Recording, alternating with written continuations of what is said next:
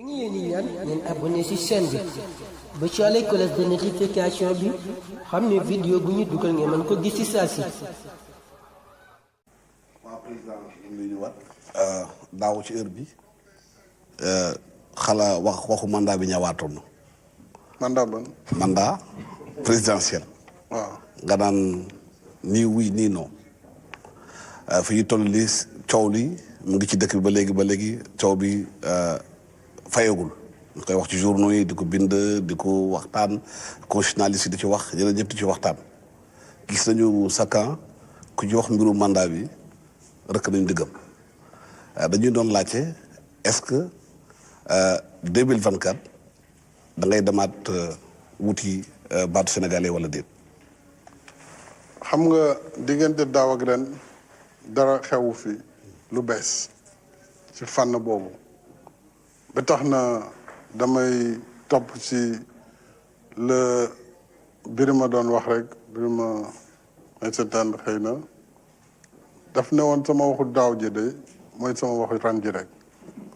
dara xewu fi lu bees lu tax ma war a changer sama kàddu ñaareel bi tam ànd wuti am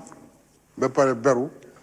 dafa bokkul si lu jaadu loolu dama koy wax sax si beneen fànn mooy ñi naan wala président warul def li wala warul def laa ci wàllu njiitum parti ak yooyu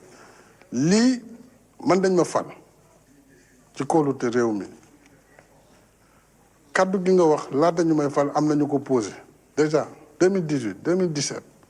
waaw moom kañ lay pare benn mandat ñaari mandat de toute façon bés bu wax jotee danaa